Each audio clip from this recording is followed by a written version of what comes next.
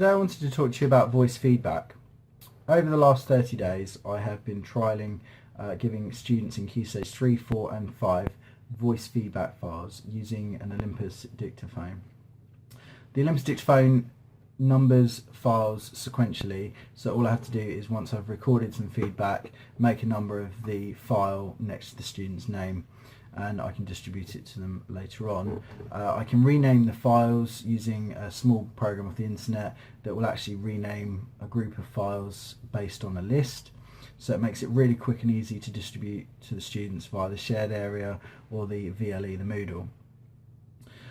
I think it's really good for differentiation, so for SEN students, especially those with dyslexia who do find it hard to read written feedback, it provides an opportunity for those learners to have access to the sort of specialist knowledge that we're providing in another form that they understand a lot better. It's not going to work for every subject. Some subjects obviously don't have access to computers within their lessons to be able to play the files back. Please don't let that put you off trialing this. You could always book some time into an ICT lesson knowing that you've got the feedback ready to go. It does provide a great opportunity for reflection time within lessons, so that the students will have some dedicated time looking at their work, listening to the feedback and making some improvements.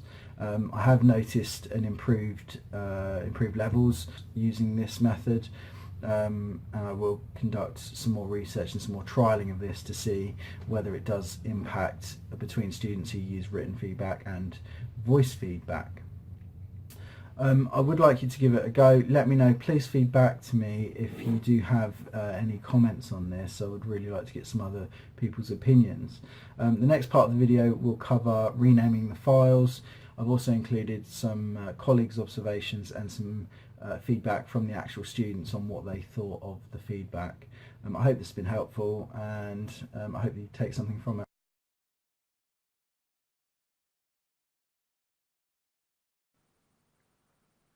Okay, so what I've done is I've taken 25 pieces of student work and I've done some voice feedback on that work. I've got a student list, which is just a text document. It's exported from Sims in register format. So what I've done is, when I've given the feedback, I've given it in register order. I've recorded it in register order, which means that if we have a look in my Class D folder, I automatically know that Chloe will be file 1, Emma file 2, Amy file 3. The issue being that it would take a lot of time to rename these files, so to click on and rename. So what I'm going to do is I'm going to use a little program to speed up the process. So I've got my register list, or my student list, and I've got this little program called Advanced File Renamer. So I'm going to open the file renamer,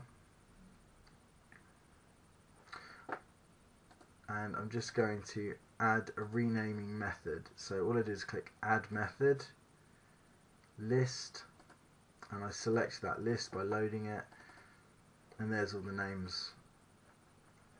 I'm then going to add a directory, which is where the audio files are that I want to rename, and we can see straight away that it's giving a preview that file 1 will be renamed to Chloe, file 2 Emma, file 3 Amy, and so on right the way through to file 25.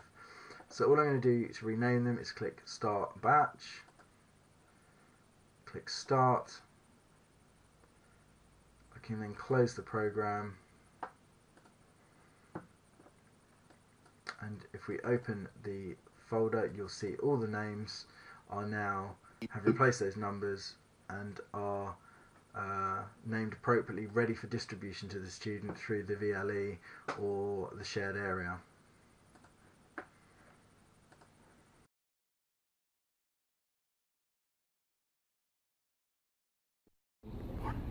I observed Mr. Connor in his lesson doing his verbal feedback with the students, and I was really impressed because it seemed really effective for a number of reasons, and talking to the students going around, they confirmed this to me.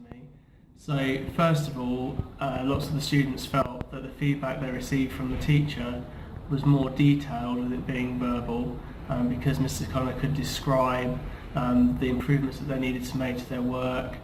He could also describe the errors that they had made in more detail. Secondly, on observing the lesson, the students were revisiting the verbal feedback they were given, and I asked the students the question, normally in a lesson if you're given written feedback through the Moodle or given written feedback on paper, how often would you look at that? And the students said that they'd normally only look at that once because they were needed to get on with their work, whereas the advantage of them having the verbal feedback is that they could have headphones on the computers and they could be listening to Mr. Connor describing the improvements that needed to be made whilst actually making those improvements. So they could have their work on their screen and be doing the improvements rather than having to flick back to Moodle where we'd normally keep our feedback comments and losing that ability to have the work on the screen as well.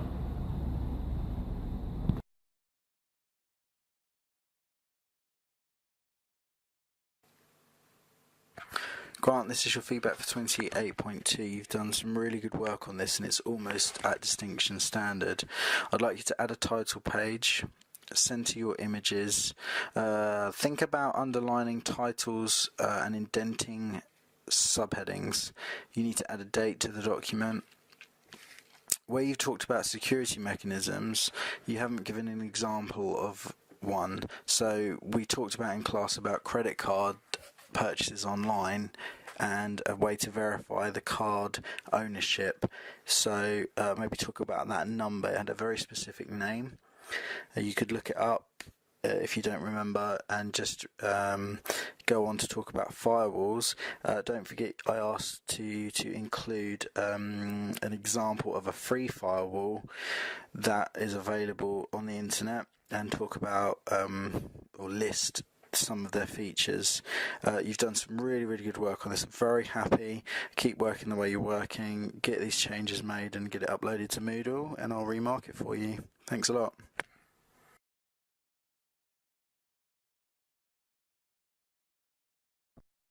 I prefer the voice feedback because you can hear the expressions I was using in the comments. I thought the feedback was very clear over video. Recording, it was a lot easier having it spoken to me than having a paragraph of improvements written to me, and overall it was very good. It's good because you can hear Sir's voice rather than it being in writing, and also you can work on your work while listening to your feedback.